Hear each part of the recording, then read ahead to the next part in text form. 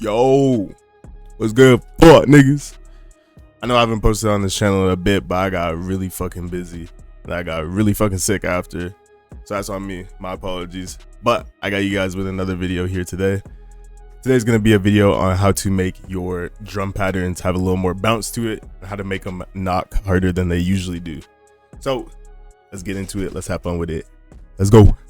Alright, I'm gonna turn the melody a little lower here for you guys, and then I'm gonna go through the drums one by one. So I'll start with the hi-hats, the open hats, the snares, the kicks, and the 808s. That's all there really is in this beat, but I swear you don't need a lot to get the bounce that you want in a beat. Just keep it simple and you could achieve what you want to achieve.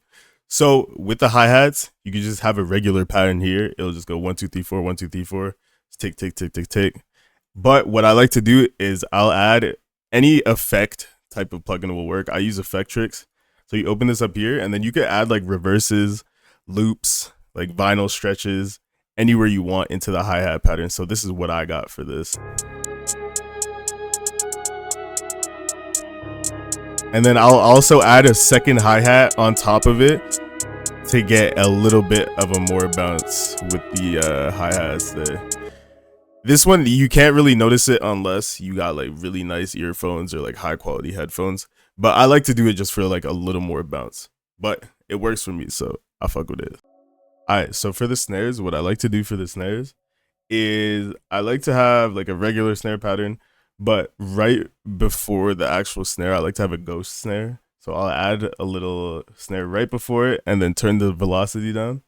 And then on the second count here, I'll just have a double snare so it hits twice. So it'll sound like this.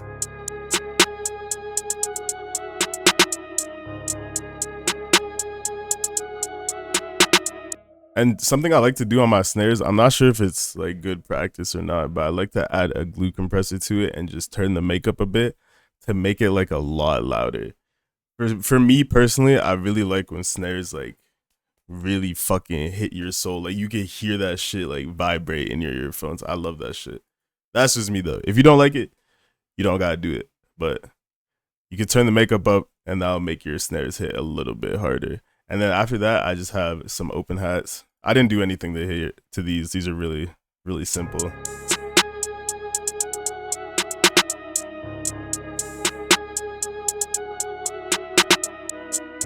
But yeah, you get it.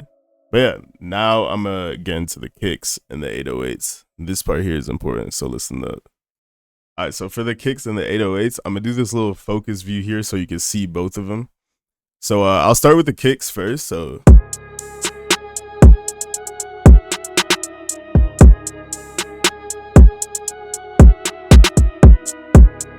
like I did the ghost kick thing again, like I did with the snare. I'll turn down the velocity at certain parts just to get like a little more bounce in it.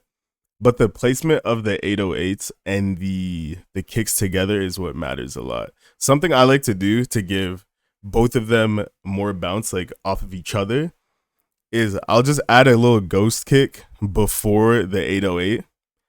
And then on other parts, like you can see like right here where my mouse is right here.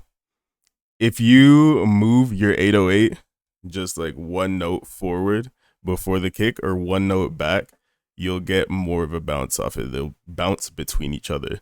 And I did it at the end of the bar here. So like with the 808, this is what it sounds like.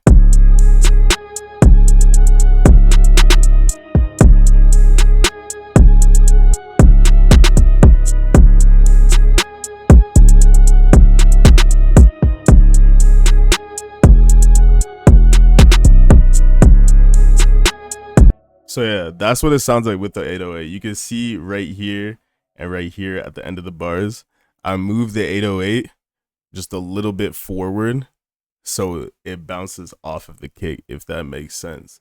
And then another thing I like to do to add more bounce to the 808s and to make it hit harder, in here in the melody, I have just like, I'll turn off the rest.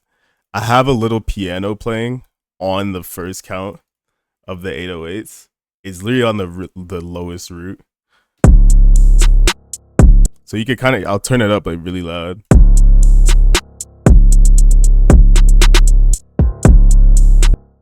I like to add instruments on top of the 808s just to kind of hit harder. And then I do it in the hook here. I added I forget what instrument it is. It's from Xenology though, and this is what it sounds like here.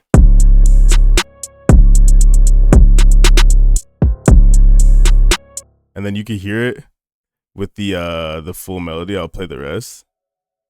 And then I added a stomp on this part of the song too. This is like the peak of the hook right here. So I added a stomp on top of it. So this is what it sounds like as a whole.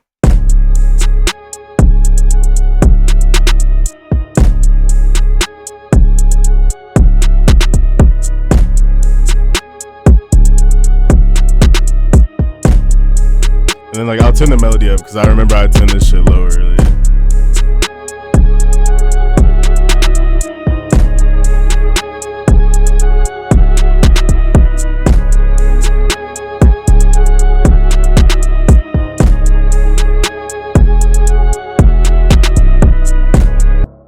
But yeah, that's basically it for the 808s and the kicks. And always remember, bro, this is something that will make it hit really, really fucking hard for you. Always add a glue compressor to your 808s or fucking kicks. Sometimes I add a saturator on my kicks depending on what type of genre I'm making. Like when I make like house beats and like more like electro type shit, I'll add a saturator just to give it more of like a realistic sound. But with the 808s and the kicks, always add a glue compressor. You could do a lot with here. You could thin or thicken the 808s to make them louder, and just work with it from there. And just it's just like you just got to work with your ear. That's really how it works. But yeah, that's basically it for the beat. This is how it starts off. I got a little intro for it too. I'll play that here for you. But yeah, that's basically it. Thank you for watching this shit. This is how to get more bounce in your drum patterns. How to make that shit knock. I hope it helped y'all.